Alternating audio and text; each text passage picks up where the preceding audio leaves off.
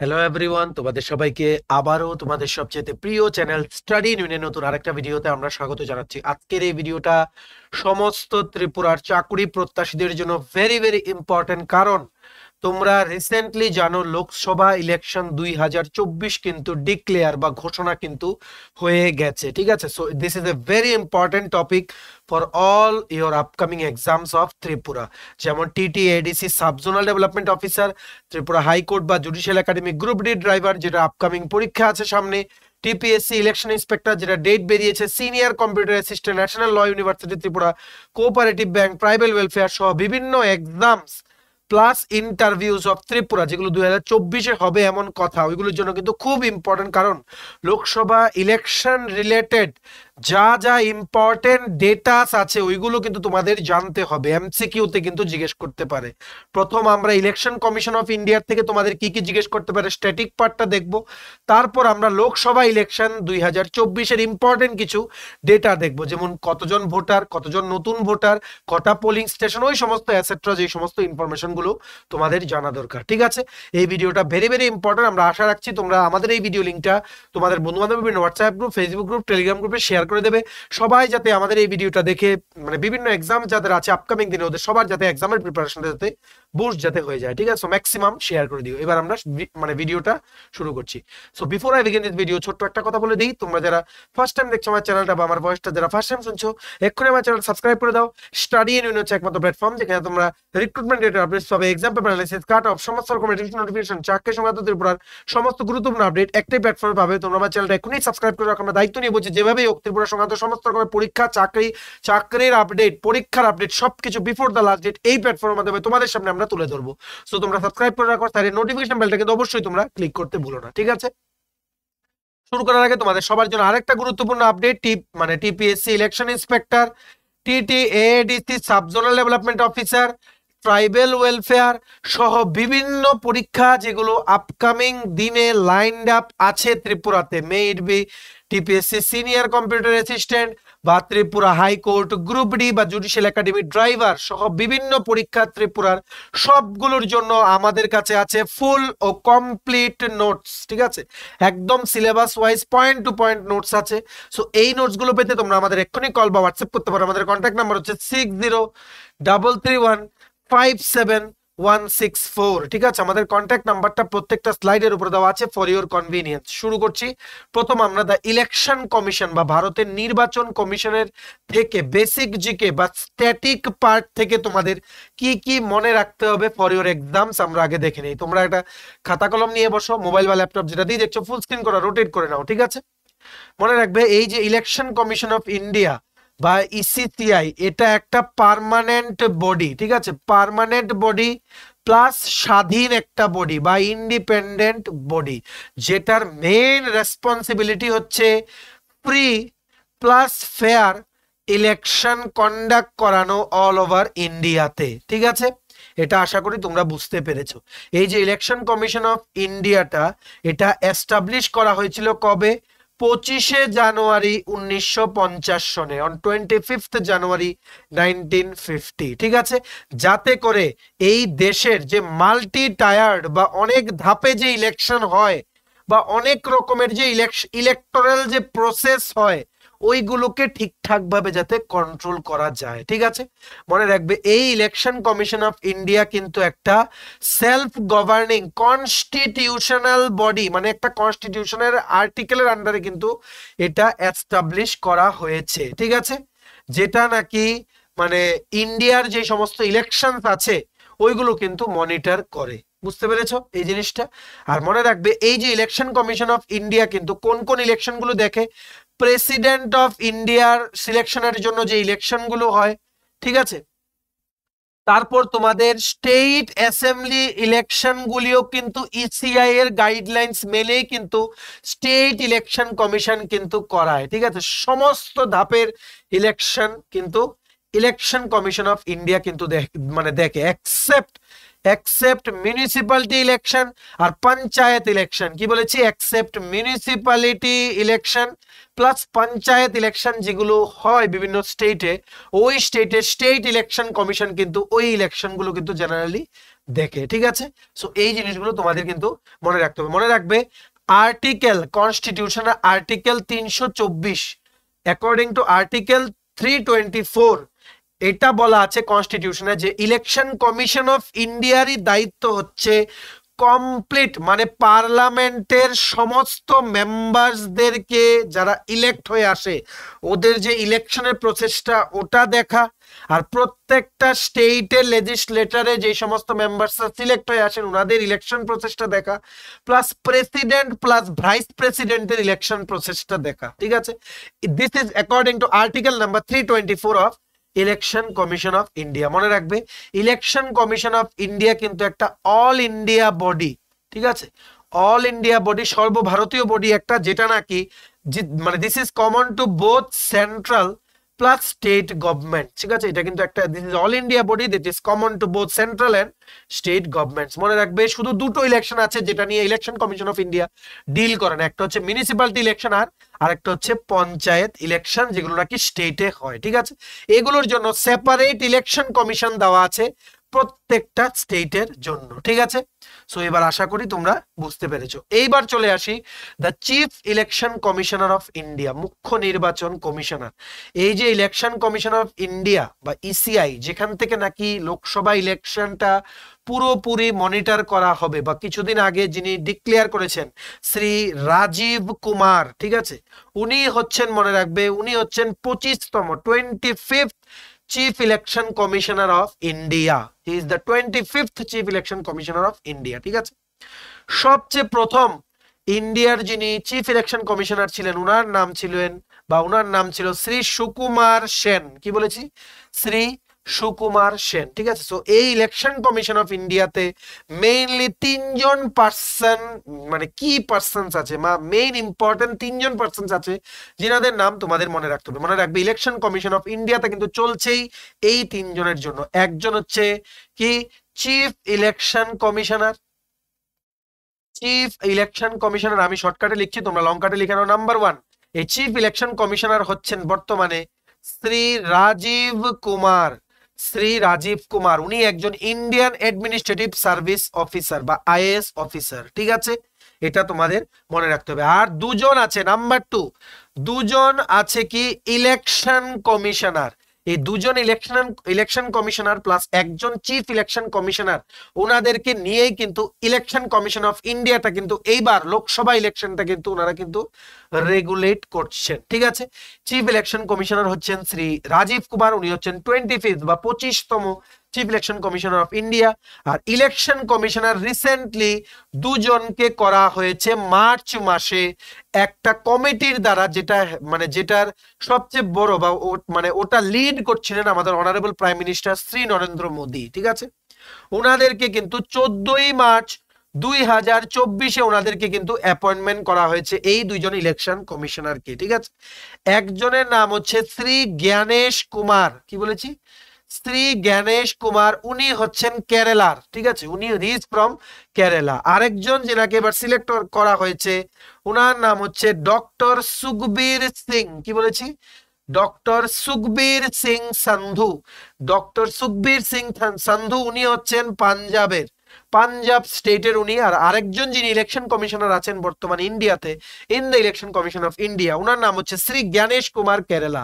এই দুইজনকে এবার রিসেন্টলি 14ই মার্চ কিন্তু একটা কমিটির দ্বারা, ঠিক আছে, এটা অ্যাপয়েন্ট করা হয়েছে, ওনাদের দুজনের নাম সাজেস্ট করা হয়েছে। এই কমিটিটা যিনি নেতৃত্ব দিচ্ছিলেন উনি ছিলেন, যিনি নেতৃত্ব দিয়েছেন এই কমিটিটাতে উনি ছিলেন আমাদের honourable 14th prime minister of India Shri Narendra Modi, ঠিক আছে। সো আশা করি তোমরা বুঝতে পেরেছো। এইবার তোমাদের আরো কিছু জানতে হবে এই চিফ ইলেকশন কমিশনার আর ইলেকশন কমিশনারের মানে পোস্টার থেকে, দাঁড়াও আমরা মুছে নেই তারপর তোমাদের বুঝাচ্ছি। প্রথম জিনিস তোমাদের জিজ্ঞেস করতে পারে এই যে chief election commissioner plus election commissioner ওনাদের টেনিউরটা কতটুকু, মানে কতদিন পর্যন্ত ওরা এই পজিশনে থাকতে পারেন। মনে রাখবে যে কোনো দুটো জিনিস ওদের দুটো জিনিস ওদের ফুলফিল করতে হবে।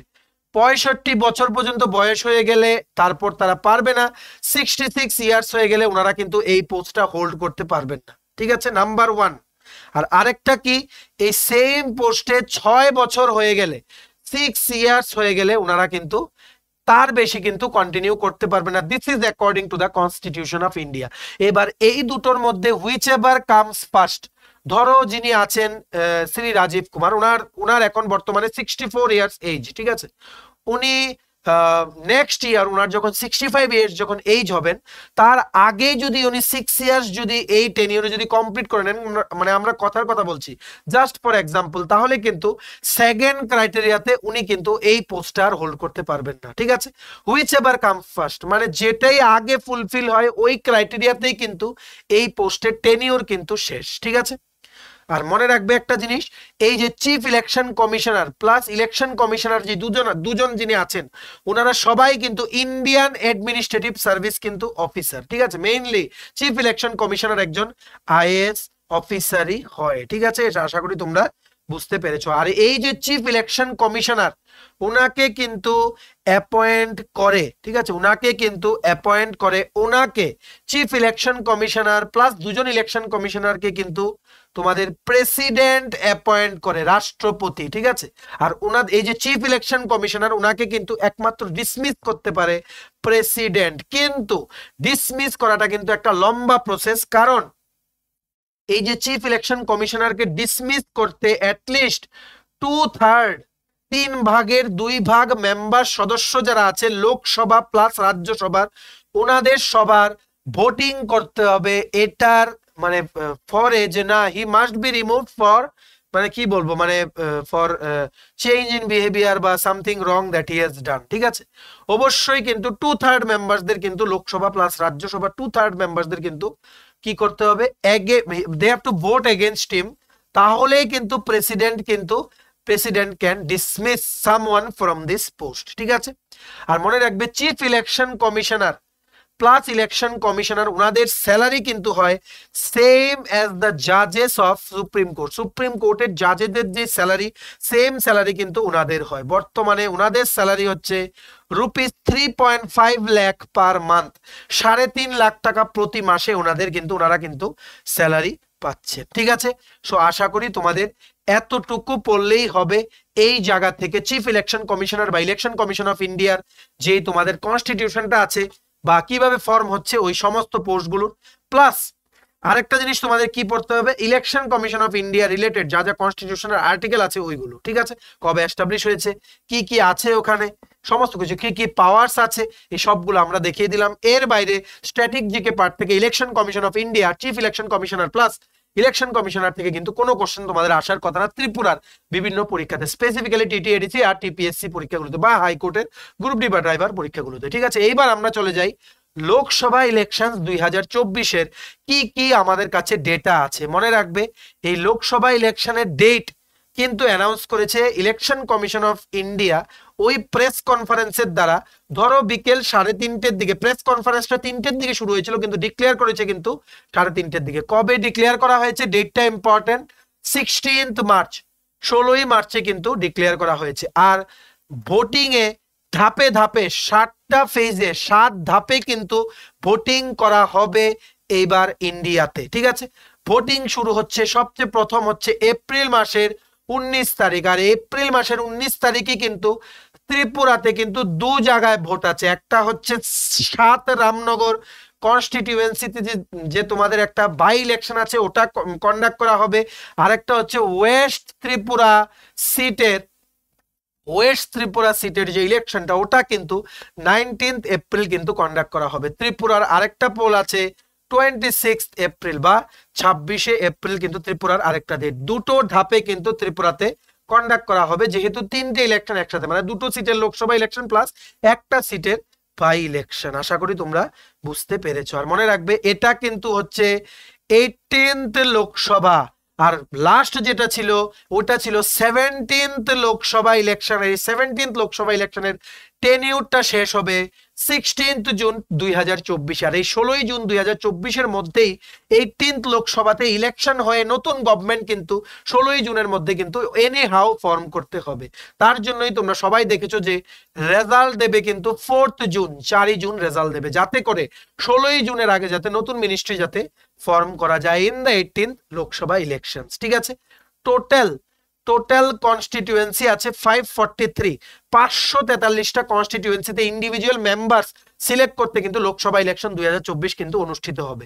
এই 543টা মানে সিটের মধ্যে জেনারেলদের জন্য সিট আছে 412, এসসিদের জন্য সিট আছে 84 বা 84টা, এসটি বা শিডিউল ট্রাইবদের জন্য সিট আছে 47টা। ঠিক আছে, সো প্রত্যেকটা ক্যাটাগরি ওয়াইজ ক্যান্ডিডেটস দাঁড়াবেন ওনারা ইলেকশন, ওনাদের কিন্তু সিলেক্ট করার জন্য কিন্তু আমরা যারা পাবলিক আছে, ইন্ডিয়ান জেনারেল পাবলিক, আমরা কিন্তু ভোট দিয়ে কিন্তু আমাদের প্রতিনিধিদেরকে কিন্তু আমরা সিলেক্ট করব। ঠিক আছে, মাল্টিপল ফেজে হবে, 7টা ফেজে 7 ধাপে কিন্তু মানে তোমাদের মানে ইলেকশনটা কন্ডাক্ট করা হবে।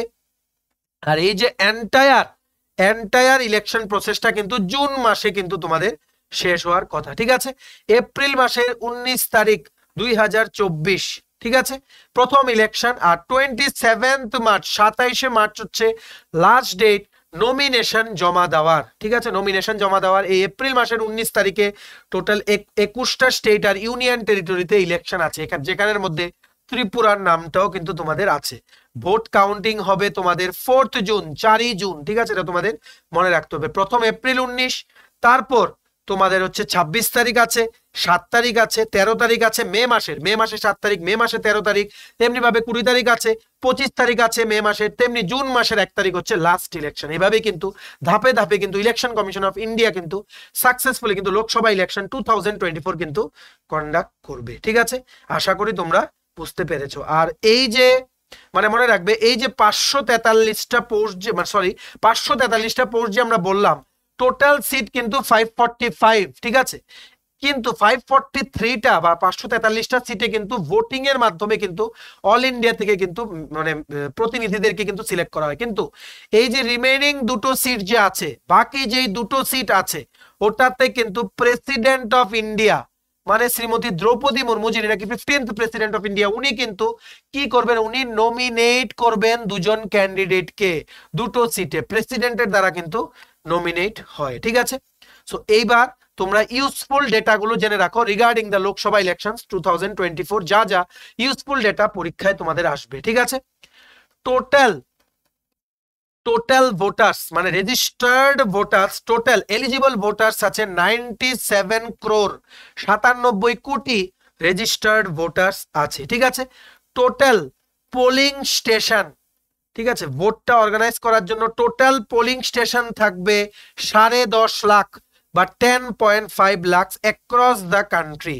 এই 10.5 লাখ ভোটিং বা পোলিং স্টেশনকে মানে তোমাদের সাকসেসফুলি ম্যানেজ করতে 1.5 কোটি মানুষ বা পার্সোনালস লাগবে। ঠিক আছে, 1.5 কোটি মানুষ বা লোক লাগবে। ঠিক আছে, এটাই কিন্তু এই ইউজফুল ডেটাগুলি কিন্তু ইলেকশন কমিশনার অফ ইন্ডিয়ার কিন্তু মানে থেকে কিন্তু আমরা জানতে পেরেছি। ঠিক আছে, আর এই যে তোমাদের বললাম 10.5 লাখ পোলিং স্টেশন থাকবে, ওখানে টোটাল ইভিএম মেশিন বা ইলেকট্রনিক ভোটিং মেশিন থাকবে total 55 lakh EVM voting machine দিয়ে কিন্তু এইবারের ভোটটা কিন্তু পরিচালনা করা হবে, যেগুলো ডিপ্লয় করা হবে স্টেটের ইলেকশনটা কন্ডাক্ট করার জন্য। ঠিক আছে, এইবার হচ্ছে মেইন ইম্পর্টেন্ট জিনিস, যেটা তোমাদের জন্য ভেরি ভেরি ইম্পর্টেন্ট, প্রথমবার ভোট করবে এমন ফার্স্ট টাইম ভোটার্স টোটাল এইবারের ইলেকশনে আছে 1.2 ক্রোর, 1.2 ক্রোর। ঠিক আছে, প্রথমবার ভোট করবে। ঠিক আছে, এইবার 80 বছরের বয়স হয়ে গেছে,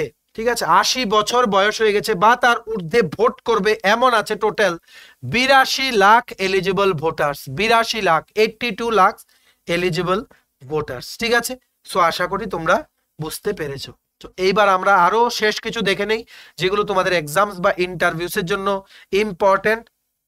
এটা তোমাদের মনে রাখতে হবে, মানে টোটাল যেই মানে ভোটিং এর জন্য যারা এলিজিবল, ওনাদের মধ্যে টোটাল 49.7 ক্রোর হচ্ছে মেল বা পুরুষ ভোটার, আর 47.1 ক্রোর হচ্ছে মহিলা বা ফিমেল ভোটার কিন্তু এখানে কিন্তু তোমাদের আছে, ঠিক আছে। মনে রাখবে প্রত্যেকটা পোলিং স্টেশনে কিন্তু ড্রিঙ্কিং ওয়াটার থাকবে, টয়লেট ফেসিলিটিস থাকবে, সাফিসিয়েন্ট লাইটের ব্যবস্থা থাকবে, আর আদার নেসেসারি এমিনিটিস বা অ্যারেঞ্জমেন্ট থাকবে, বেসিক যেগুলো নাকি দরকার ইলেকশনটাকে সাকসেসফুলি কন্ডাক্ট করানোর, ঠিক আছে।